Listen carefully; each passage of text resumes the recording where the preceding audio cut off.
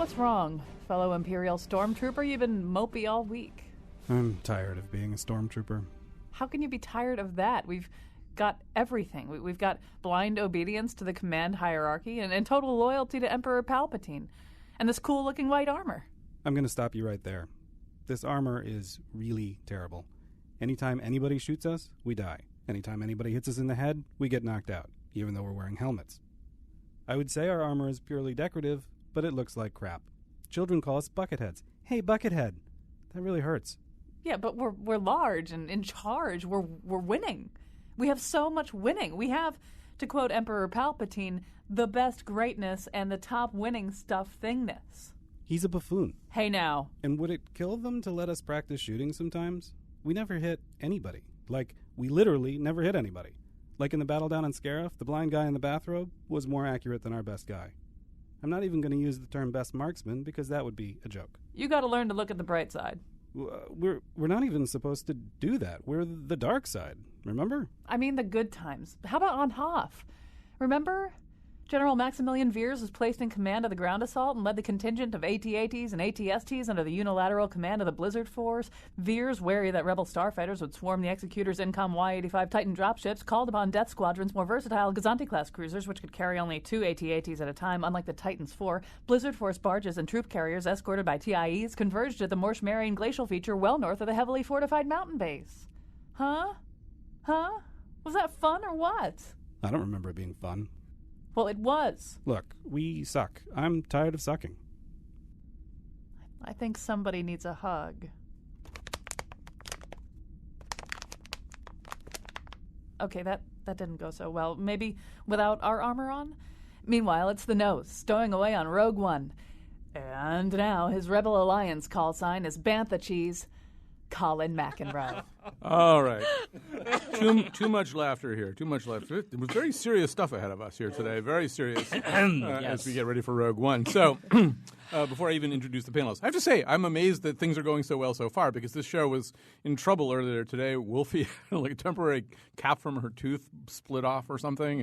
And I have to say one other thing about Rogue One, which is that everybody who's on the show today saw Rogue One, the new Star Wars anthology movie, like 5 or 6 days ago. And then they started emailing back and forth about it. And I was trying to see it with my friend Greg, and we couldn't make that work until yesterday.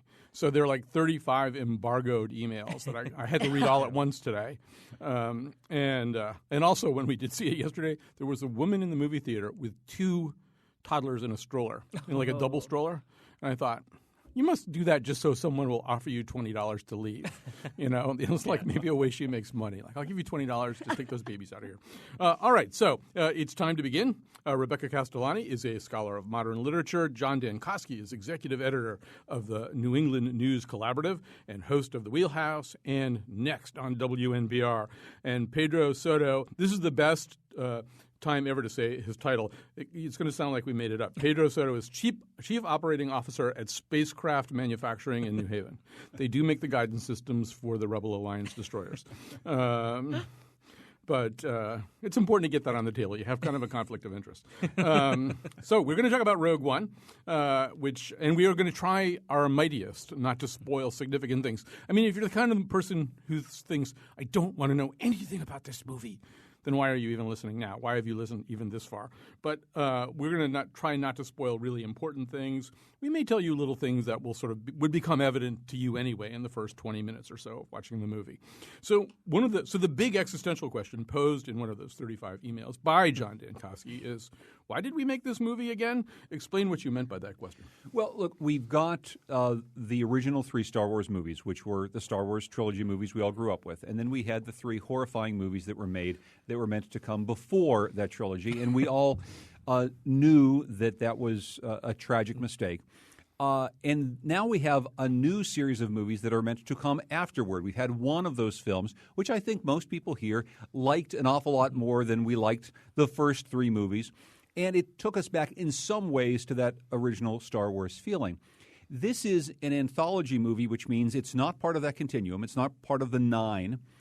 It is supposed to be placed in time just before the first movie that we know, which is movie number 4. And I think the answer, obviously, is we made this movie because we wanted to make a boatload of money, just the biggest pile of money possible. That said, as I think you'll probably hear, it's a pretty cool movie for a movie that was just made to make a boatload of money. Right. I mean, I think the reality here is, Rebecca, we all liked this movie, although we also are able, with various levels of enthusiasm, to pick it apart. Oh, yeah, absolutely. I mean, you can really do that with any film. I thought this one, personally, my feeling with The Force Awakens is I felt it was a little heavy-handed on the nostalgia trip, where this felt like a completely unique movie. It was independent, it was fresh, and yet it enhanced the original Star Wars movies. Unlike the 1, 2, and 3, which I think really detracted from watching 4, 5, and 6. It really ruins a lot. Rogue One, to me, I think really adds to the canon as opposed to taking away from it. All right, so now, Pedro, and we should say that if people's allotted time for speaking was based on how much they know about Star Wars, John and Rebecca and I would be done now. You would just be listening to Pedro until 2 p.m.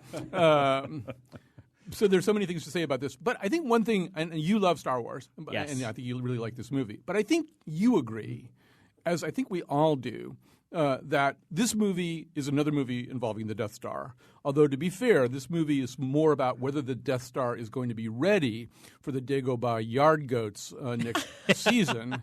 But it's still another. I mean, we are like tired of the Death Star, right? Yeah, I mean, I think this was probably one of the Death Star. One of the movies where like the Death Star showing up obviously is a really good thing, but the fact that like we're now. What was my count? I think six of the 8 movies have had the Death Star show up at some point, and it's like I think we're kind of. I think this was the swan song of the Death Star. I think this was a good way to sort of say goodbye. We're done with this plot device. I don't think we'll ever see it again. I have no faith in that. Yeah, I don't know. It's coming back next year. That's a new hope. That is my new hope.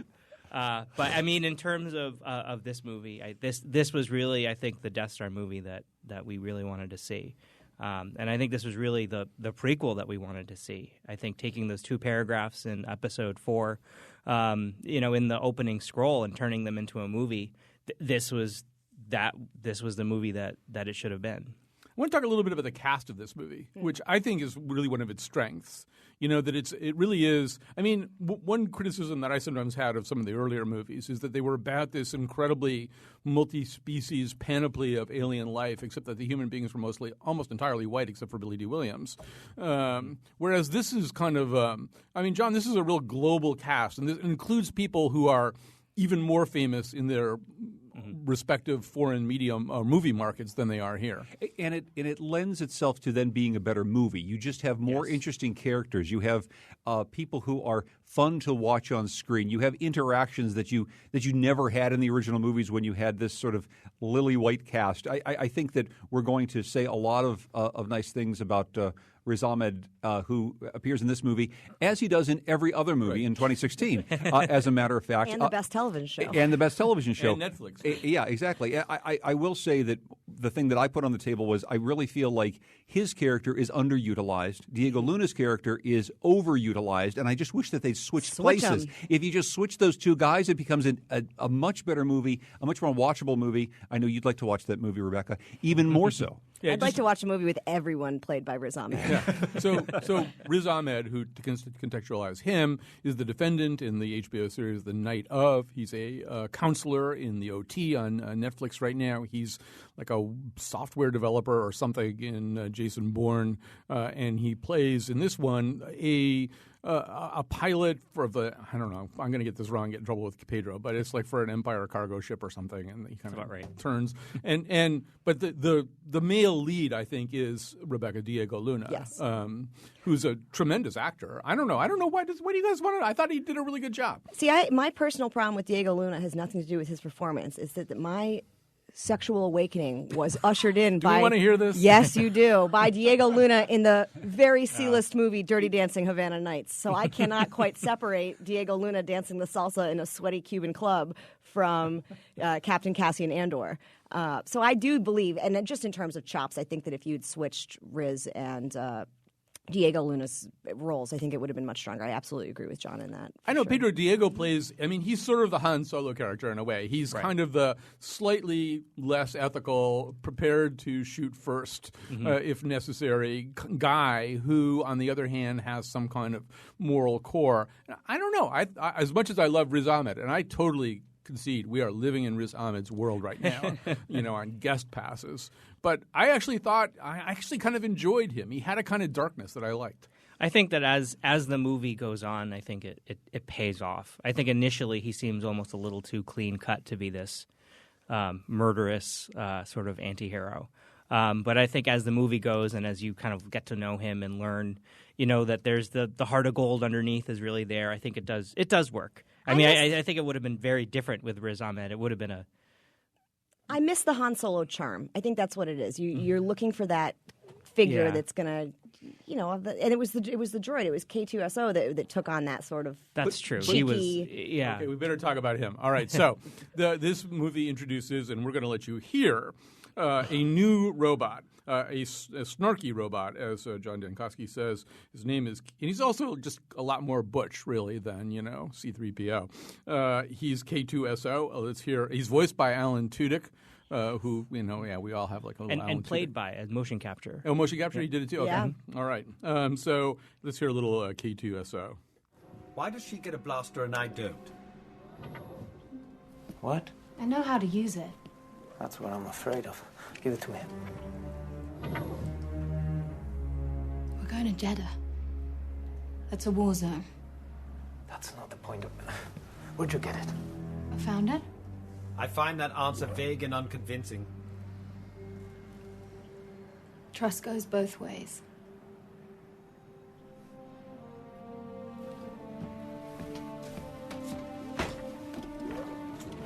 You're letting her keep it. Would you like to know the probability of her using it against you? It's high. Let's get going. It's very high. That's like my favorite line reading in the whole movie. And John, Pedro said that this is the Death Star movie that we really needed and wanted. I don't know whether that's true or not, but I do think that K2SO is the robot that we really needed and wanted. Oh, totally. Yes. It's the perfect robot for this film. I think my only quibble is that truly he is the only funny. It's very funny, actually. True. But to me, you talked about the Han Solo charm. I don't think that's about the actor. It's about the writing. Yes. There is one character here who's written funny. Yep. The droid, I will say, Pedro, is written very, very funny. Yes. So much so that I think that watching him and every single scene in which he's in, it kind of lights up the screen in the way the original Star Wars did, because you always had that little interplay, and you don't really other than him. That's true. That's true. And I think that's the one thing on this versus Episode 7. I think with the banter that was in Episode 7 just brings a lot of life to the characters and a lot of it really makes you like Finn and Rey and and Poe Dameron. I think all of them just have that kind of sparkle. And in this movie, I think because it is fairly bleak, I think everyone's playing it pretty close to the vest and very, very serious, except for Alan Tudyk, K2SO, who really gets to just run with this, and he runs with it. It's great. But I have to ask you, I mean, at spacecraft manufacturing, if you built a droid, say, and you programmed him to help you run a mission, would you really want one that freelanced So the way he sassy. did? It was so sassy that was constantly questioning all your decision making? That's true, I guess. As an assistant manager, he does not make a very good good managerial droid. But I guess he comes in, man, at the right moments. He's there. Exactly. I mean, what I like about him, look, the running joke about C-3PO is he talks too much. The problem with that is he talks too much. He's annoying. 80% of the time he's completely annoying, and that point was driven home to me by this new robot who is a man of fewer words, and more carefully selected words. And it's not always saying, "Oh, R2-D2, I thought that was so rude. Don't you think that was rude?" It's like, shut up.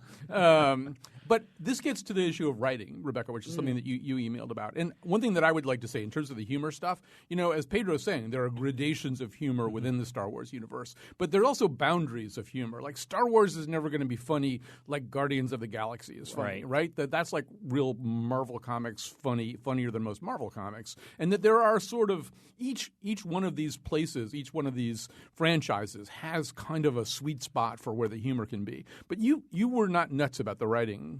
No, I mean, I want to first, before I get into that, say that I do think that this movie didn't have as much room for humor. The stakes were very high. It was very bleak. And also the moment we're in currently, I think that that very much factored into a lot of their decisions to make a bleaker film than The Force Awakens.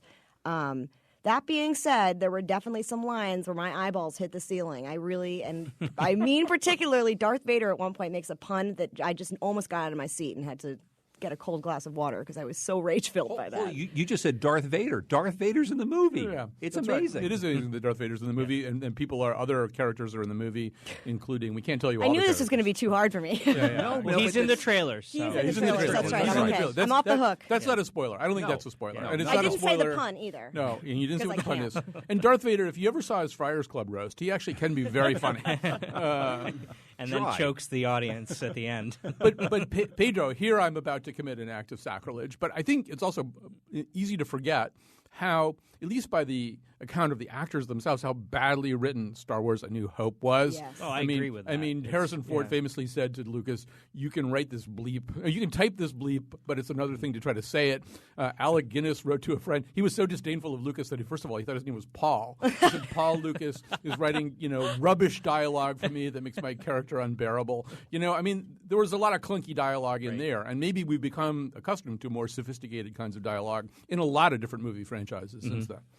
No, I think that's true. I mean, I think that it's really Empire Strikes Back, which I think lights the fire for the good dialogue. I mean, that's a 1940s screwball comedy where they're constantly arguing the entire movie, and that's really what works. And I think what we all remember as Star Wars dialogue. But you're right. If you go to Episode 4 and you watch most of the scenes, there are a lot of clunkers in there, and it's just how cool the story is. I think that carries it a lot. Sitting here, I'm kind of changing my mind on it, though, because don't we kind of expect campy dialogue from Star Wars? Like, that's what we've come to know from the movies, and certainly 1, 2, and 3 took that and ran with it. Well, John, that's part of the Easter egg part of it, too, right? There's all kinds of little bits of clunky stuff that you're supposed to recognize from some of the other movies. You're supposed to trap. Yeah, you're supposed to recognize little characters, little tiny lines. Of course, there are some lines that you knew somebody would throw in at one point or another, and the whole audience giggles. I will say the thing that I came away with that I loved, and that's why this is kind of the best of, to me, the best of all the other movies that were made after the original trilogy, was because it's set in a time and a place, it's meant to set up the world in which A New Hope takes place. Yes. And so because of that, the fashions, the hairstyles, the mustaches. I think you have to talk about the mustaches. My wife said the mustaches. That was her big takeaway was the mustaches because you actually have actors styled more or less like they're from 1977 or the 1977 version of a long time ago, Galaxy Far, Far Away. And I think that's really, really cool. They did a pretty perfect job of recreating that world, right down to a few details that I think, we don't want to spoil for people, but the internet is kind of blown up over, Pedro.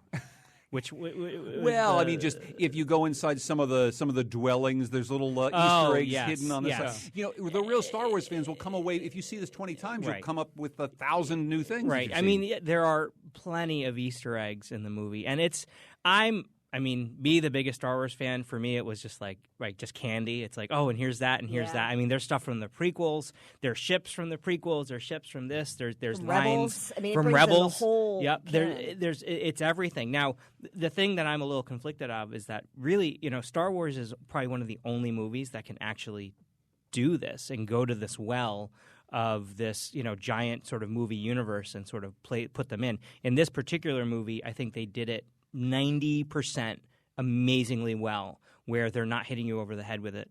But I do worry in future Star Wars movies that a bad Star Wars movie will just keep kind of feeding these out, and people will like them on the nostalgic side, but they won't be very good movies. I've been told that the Easter eggs in the Interstellar sequel are not that good. I mean, it's like, oh, that's the same book he knocked off the bookshelf in the first. We do have to talk a little bit about. I mean, so we're talking about Easter eggs and some of the. I mean, I think for Pedro, Easter eggs are one thing. For me, I missed all of those. Right. I blame the babies a little bit, but I missed all of those. But I did really enjoy seeing the two guys from, I guess, Episode 4, the guys who go, "He doesn't like you. I don't like you either. They're like my favorite guys, and I used to say that to my son when he was growing up when he was a little boy, which is why he has problems as an adult. But they're, I mean, Rebecca, the most disconcerting thing in terms of, I think you called them callbacks, is the biggest one, which is Peter Cushing, an actor who is dead, who played Grand Moff Tarkin, is in this movie. And, like, he's really in this movie. Yeah. And so people have different sort of takes on that. What was yours? I knew this was happening, that he was appearing in the movie, and he's obviously been dead since the 90s. I mean, he's not alive. Since the 80s. Okay, well, even longer. No, He's 94, deep in the I'm being grave. told. Really? Yeah. See, okay. See, I heard 84. Please continue. Yes. No, I mean, so I was expecting it. Did I think for a second that it would have been as prominent and as heavy-handed as it was used? No. I mean, we emailed before the show, and we were talking about how maybe if he'd been seen through a glass or in profile, it would have been so much more effective and cool. Or a hologram. I mean, there you go, another Easter egg you could have thrown in. But to have his presence loom so large and have his face distracted me. It really, I stopped listening to what he was saying and kept thinking, how the heck did they do this? Is this a video game? You know, I'm not very technological, so I was sitting there kind of in awe of this and stopped really listening to the plot, and so it was distracted for me in that respect. Yeah, I was surprised. I thought I had a sense. I mean, you kind of glimpsed him in one of the trailers. I thought he might be in there, but he's actually one of the main characters. I mean, he's in there, and they do it. It works. I think it's one of these things that maybe if you watch the movie 2 or 3 times, you'll kind of settle into it, and it works. I mean, he's a great character in the movie.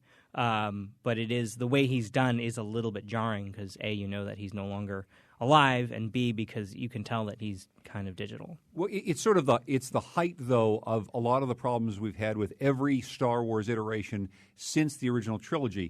When Lucas went back and he souped up the original movies with all those extra CGI effects, which were not ready for prime time back in however long ago that was, everyone rolled their eyes and said he was just cluttering up the screen.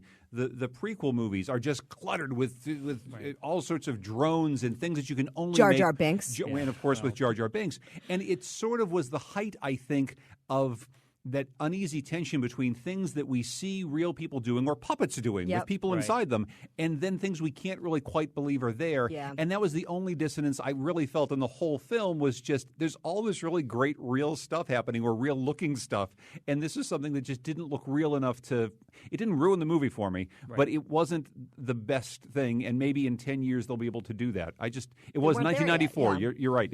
He's been – poor Peter Cushing's been dead for a long time. You know, one name that we haven't said here, we've said like every other name. We haven't said the name Felicity Jones. Felicity Jones is nominally the lead character in this.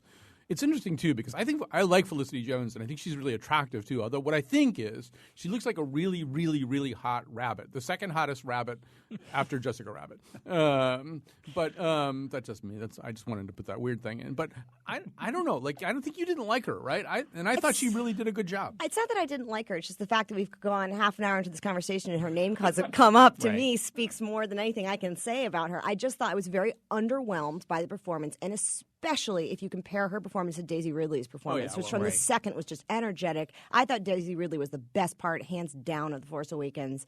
And it was hard. I mean, especially because they look a little similar. They've got the doe-eyed brown hair thing. I think that she just couldn't keep up with the fantastic work that Daisy Ridley did, and it showed. I mean, and she was surrounded by other actors I thought were more compelling. Her story, we've all been there. We've seen the origin story. It just felt a little done, and her performance to me felt a little done. Well, and I think that her origin story is a little.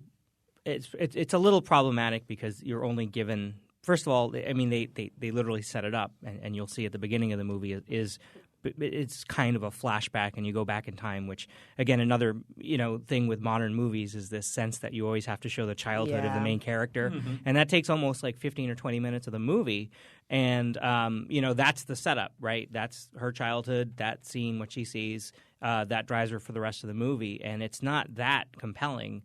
And I think that it leaves her kind of a little bit of a cipher. There's not much going on there at the beginning, and we're meant to really invest ourselves in her. And you can see at one point in the movie she does have the change and turns into the hero we need her to be. And it doesn't.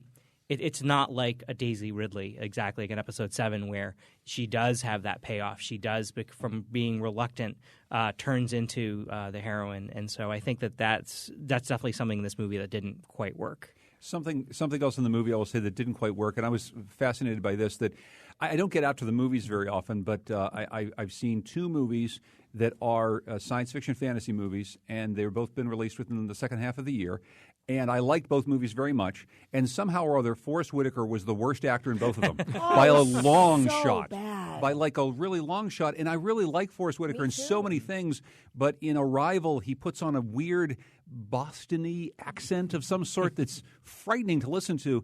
And then he puts on another type of strange space accent in this film, which I find really off-putting. And I really like Forrest Whitaker. I'm just not quite sure what he's doing. Dude couldn't breathe right. I know. I guess that's what it was. Breathing problem. I kept wondering, do you have the same breathing problem that Darth Vader That's what I eventually got? kept thinking. I was like, why don't you have cool equipment like him? Must Your be a budget totally different- cut. The rebellion. I think he has has like more of an inhaler with a hose. That's exactly right. So we have to. We're going to have to break here. I will say one thing that I would have liked to have seen them develop a little bit more. So this is all very early in the movie. We're not wrecking anything. So Forrest Whitaker's character is supposed to be a rebel, but like too hardcore, too destructive, too much of a zealot for the more mainstream Rebel Alliance. Like, I really want to know more about that. Like, what kinds of stuff did he do that was, and that was, they just pick that up and they drop it in 2 seconds later. But then once we meet him, we don't really actually want to know anything more. It's like, okay, that was good. He's not that cool anyway. We're done. All right, Forrest Whitaker can't catch a break Sorry, in 2016. Speaking of 2016, we're going to take a break here. We all recommend that you go see Rogue One so we can talk to you about it more without wrecking things. And we're going to come back. We're going to talk about things that we liked in 2016.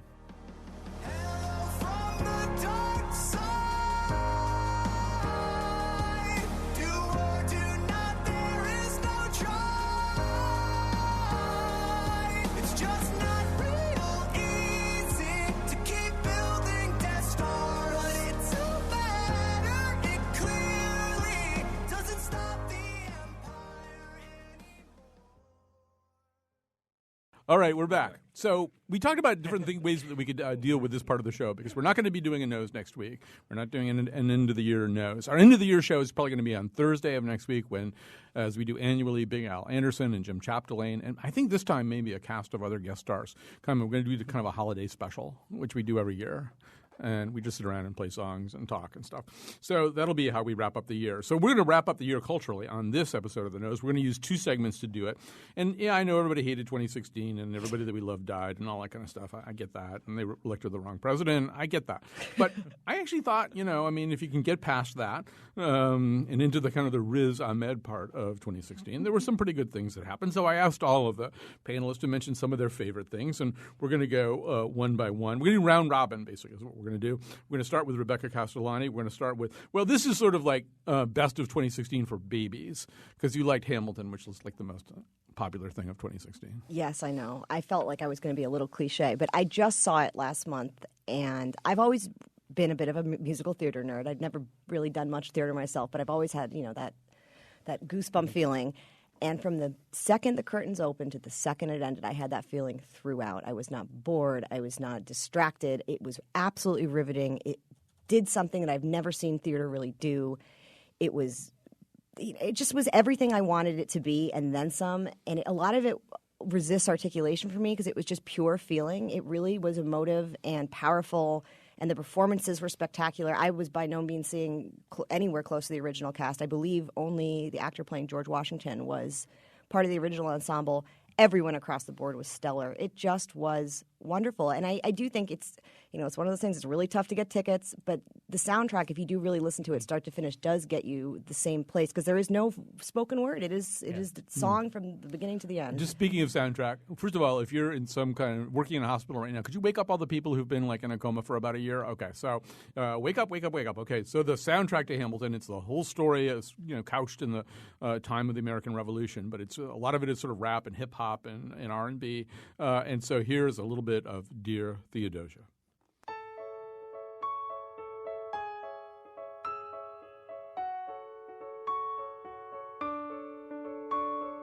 Dear Theodosia, what to say to you?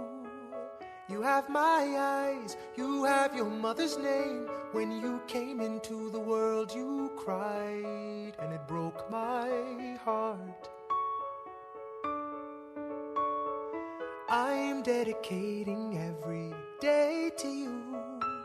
Domestic life was never quite my style. When you smile, You knocked me out, I fall apart, and I thought I was so smart.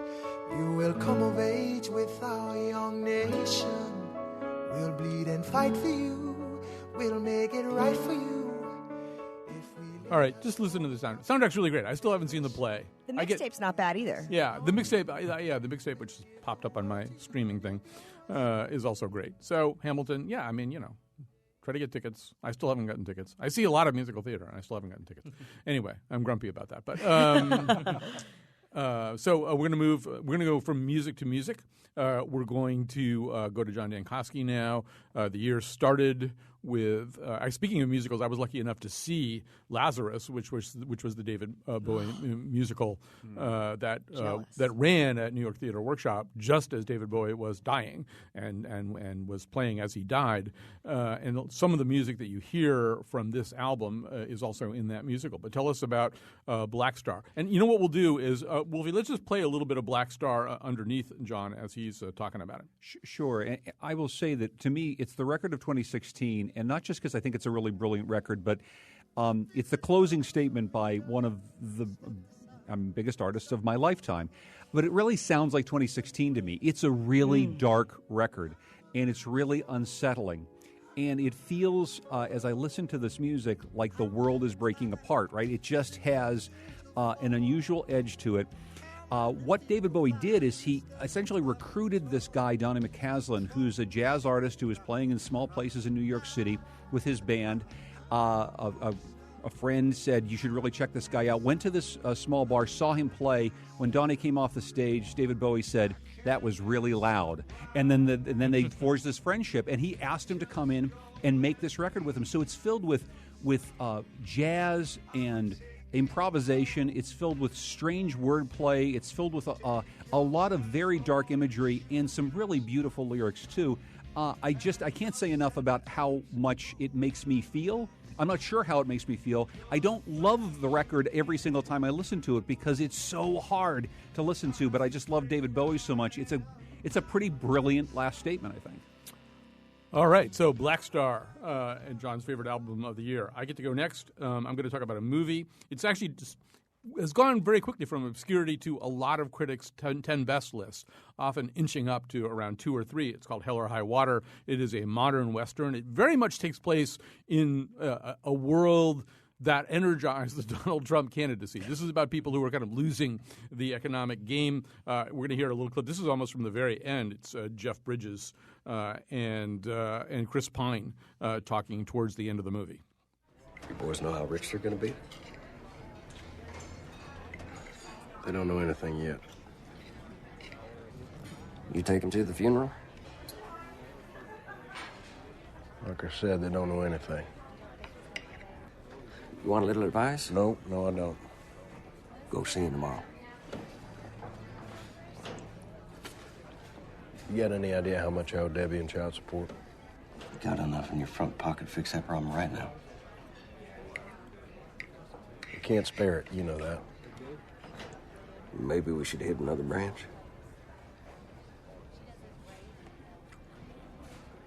You know, you talk like we ain't gonna get away with this. I've never met nobody got away with anything, ever. You. And why in the hell did you agree to do it?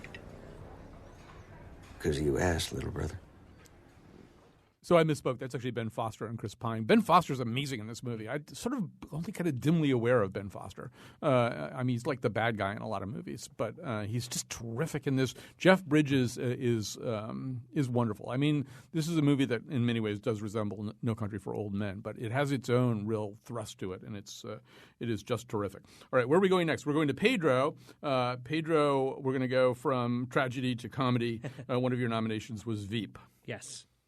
Tell us about Veep. Veep is it is sort of a cinema verite, kind of like one camera HBO series with Julia Louis-Dreyfus as the Vice President of the United States, and it is, I think, in season number 4 right now, and it is, someone can remind me, is it Armando?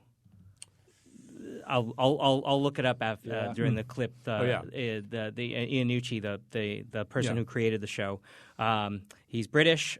He did a few British kind of versions of this kind of style, but it is absolutely hilarious. It is Julia Louis-Dreyfus at the top of her game.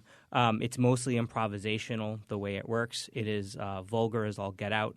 And it is also just the way – the reason I picked this is the season, which closed at the beginning of this year, sort of before the election started, if you rewatch it now after the election has happened, I think it just is a totally different feel. And I think it is the way we all – on the losing side feel, I think is the way this season sort of ends out, and it's just well worth watching. Let's hear a little bit from Veep. You're going to hear Julia Louis-Dreyfus. I don't know who else is in this clip. You will hear a little bit of the vulgarity, although we had to really be careful about. I don't think this word has ever appeared on WNPR before, but what can we do? My fellow Americans, last night you attempted to choose your president. Although there's an unprecedented tie in the Electoral College, I stand before you in awe of our democratic system. Clear?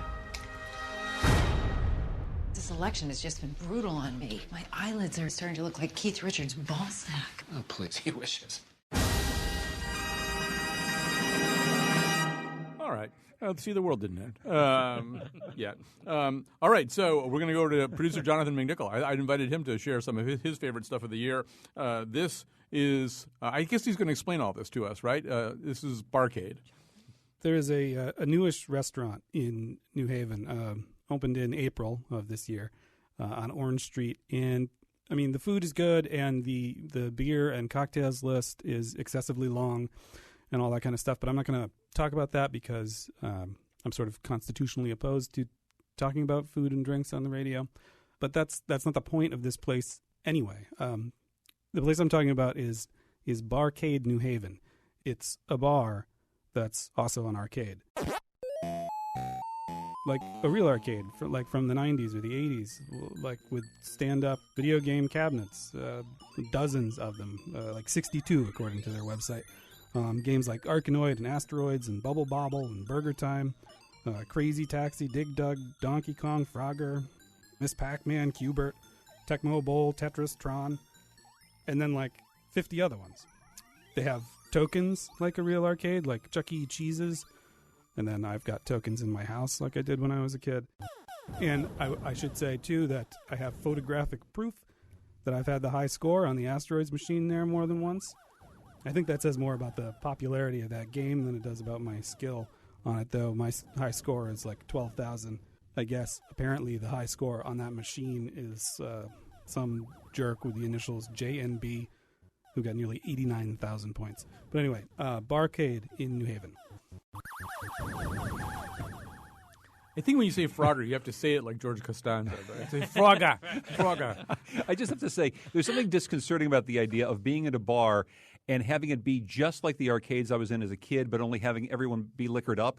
Because, you're waiting for that machine that you really want to get to, and there's some guy with a beer who's kind of mean, and he's lording over the Asteroids machine. I could see this being trouble, at least for me. Well, if you're looking for trouble, we've just told you where to go. And there are little shelves next to the games for drinks, I'm told. All right, so we're going to take a break. We're going to come back with more of the best of 2016 after the proverbial this. Look up here, I'm in heaven. I've got scars that can't be seen. I've got drama, can't be stolen. Everybody knows me now.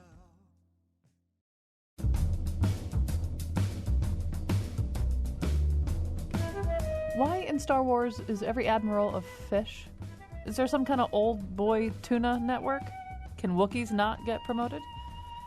Today's show is produced by Obi-Wan McPants and me, Kyone Wolf. We did the intro together. Our intern is Chewie Fisher, and the part of Bill Curry was played by Billy D. Williams. Catch up on our other episodes at WNPR.org/Colin. Fight your post-Christmas blues with our cheery episode about asteroid strikes. And now, back to Colin. That is true. We're coming back on Monday. We did this. It's actually really more fun than it sounds like. An episode about asteroids striking the Earth and possibly extinguishing all life. But it's fun. Anyway, Merry Christmas. Merry Christmas. Well, they're gonna have their Christmas blues by then. It'll be over, So we got about 10 minutes or less to get through some of our other favorite stuff from 2016. We'll go back to Rebecca Castellani. Although I think all of us will want to talk about this. You want to salute the work of Kate McKinnon. Yes, really just that. I mean, I think she's had an outstanding year. She's been allowing me some rage with Laughter in the Dark. I think her portrayal of Hillary from beginning to end was brilliant. I think her swan song, if you will, with her doing that cold open with just singing Hallelujah was one of the only moments of catharsis I felt in the wake of the election. I think she's just had a standout year. I think she's the face of comedy now. I mean, we're moving away from she's a queer woman. She's occupying roles that are a little quirkier and weirder than a lot of your traditional female comedians in the past. I think what the world is ready for Kate, and I'm ready for 2017 to be the 2016's Riz Ahmed's year. 2017 is going to be Kate's year. I have loved her since Jump Street. I mean, I loved her as the so Russian good. woman. I loved her as Billie Jean King. Oh, I loved Billie her Jean as King. Angela Merkel. Let's hear a little bit, though, of Kate McKinnon as Hillary Clinton. Thank you for having me. I think you're really going to like the Hillary Clinton that my team and I have created for this debate. Wait a minute, do you all like this? I'm not losing, am I? I mean, in 2008, of course I lost. I was running against a cool black guy. But this year I thought I got to be the cool black guy. Can I tell you a secret? Oh. I've never told anyone this, but you know the presidency? Yeah? I really, really want it.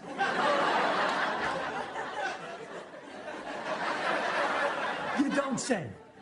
Yeah, and you know what else? I don't really like people. I only talk to them because I want to be the president so bad. Please don't tell. And none of that destroyed me, music in. So after this little blip, I shall rise again from the ashes like a phoenix, nay, like a Hillary Clinton. And I will ascend to the high office of president and claim my rightful place in history. John, one of the things I think as I'm listening to that is she doesn't really sound anything like Hillary Clinton. But, Not at all. But it's in the same way that certain other Saturday Night Live impersonations have captured the essence of somebody. She captured something. Oh yeah, exactly. And she captured the Hillary Clinton that we all kind of know is under there. Her face is brilliant. It's just amazing to look at. And hearing the clips is very funny. We're all just laughing. But watching her do that and watching her honestly do anything with her face is just such a joy. She's a brilliant actress, and I just think that really was the performance running all through 2016. And Pedro, of course, the sadness of this was she thought she was going to be doing Hillary Clinton for another 4 years, right? That is very true. Although I do think that she did luck out, and she will be doing Kellyanne Conway. Her Kellyanne Conway's pretty good. And I think that I just watching her and Alec Baldwin as the duo there. I could watch that for 4 years and be slightly mollified, Less depressed. Yeah, slightly less depressed. But her Kellyanne Conway, I think, is really spot on, and I think is perfect. So I'm glad, at the very least, that she'll have something to do.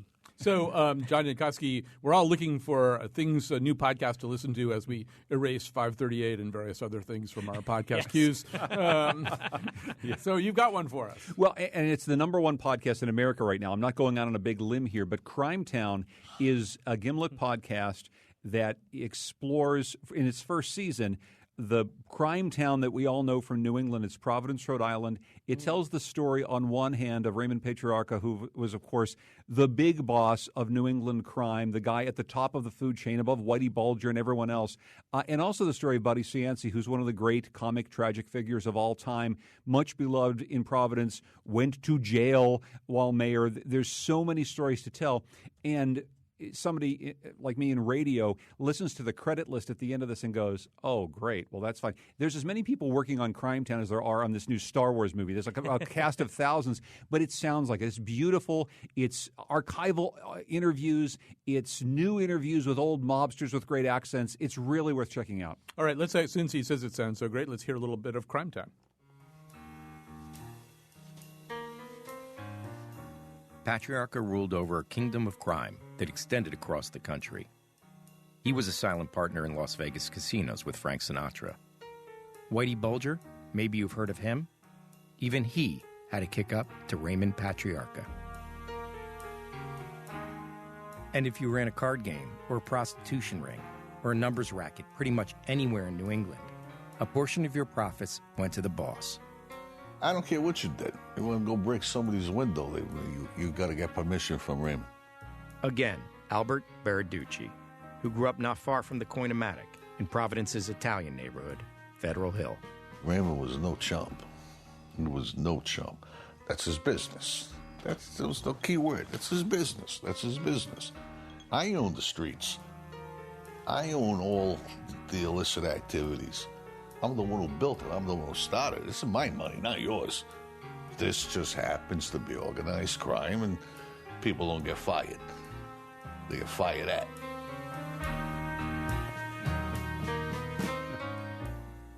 All right, Crime Town. By the way, in terms of podcasts, I would also recommend Homecoming. I think that fiction podcasts are going to be big in 2017. Homecoming is. I really liked Homecoming. Yeah, Homecoming is and terrific cast: Catherine Keener, David Schwimmer, and of course Oscar Isaacs. All right, very quickly, I'm going to endorse. We've got a clip here, but I think I won't play it just because we don't have a lot of time. I sort of feel like people got excited about the wrong OJ thing in 2016. OJ Made in America, the ESPN 7.5, 8 hour documentary is amazing. It's amazing because it's not really about O.J. as much as it is about America during that time period. It dwells a little bit less on the characters, and it also puts O.J. into some kind of context that I haven't seen before. There are almost these Gatsby-esque moments. There's one where he's lamenting the fact that nobody from Brentwood will hang around with him after he gets acquitted. And he says, I moved here before most of these people. He's kind of standing on his front lawn in this state of high dudgeon. All right, so Pedro, you're either going to do a book or a restaurant. You get to pick. Let's do a restaurant. Restaurant in Branford, Connecticut has recently opened. Sorry, Mr. McNichol, I'm talking about food and restaurants on the radio. But I think because he lives there, he'll like to hear this. The restaurant is called The Stand, and it just opened out of actually an old converted gas station. And it is a barbecue. They have a smoker in the back. It's a barbecue restaurant that has some live music, craft beer. But it's just a really, really great place. It just opened in September.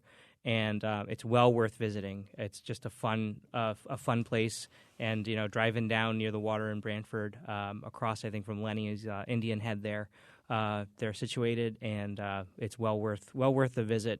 Good, especially in summertime. They have a farmers market, all sorts of stuff. But in the wintertime, you're looking for some good barbecue food. Make the trip. And the Stephen King theme is nice too. That runs through it, which is exactly. I think it's sort of a brilliant little idea. It's like apocalyptic. All right, so we don't have time to play another clip. We don't have time to play another McNichol recommendation. Rebecca, did you have a third one? Yeah, real quick. Okay. It's another restaurant one. I'm sorry, but this was Kate McKinnon was one dimension of catharsis, but really the great balm to my suffering was River's Edge Mediterranean Cafe in Unionville. The food is just as really, in my opinion, as good as it gets. They've got great deals. I believe Monday through Thursday, they buy one entree, get one 40% off. It's BYOB. My biggest recommendation is go for Sunday brunch. It's a great deal. You can try all the stuff they have, and then when you go back, you'll know what you like. But it's to die for. It's really fantastic. I can actually second that emotion, except don't go for brunch. Brunch is disgusting. Don't ever go for brunch anywhere. But, it doesn't start till 11, so it's a really slow brunch. But the food there is really, really great. That is a nice recommendation. All right, so we're doing a speed round here. So do you have another one?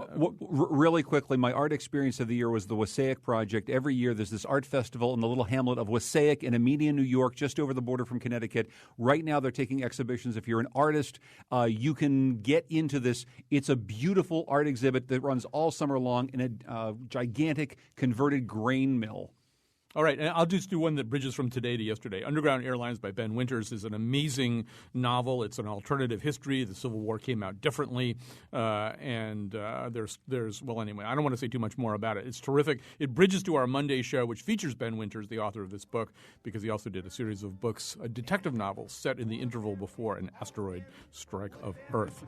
All right, so we've got it all done here. Thanks very much to John Dankosky, to Pedro Soto, and to Rebecca Castellani. Thanks to all the great people I work with, too. The love letter I have to Kyone Wolfe and Jonathan McNichol and Betsy Kaplan and Josh Naleo would go on forever. But you guys are great, and you make it fun to come to work every day. Now, this is not a spoiler, but in Rogue One, apparently Darth Vader makes a pun. I gotta say, I feel like it was a bit forced.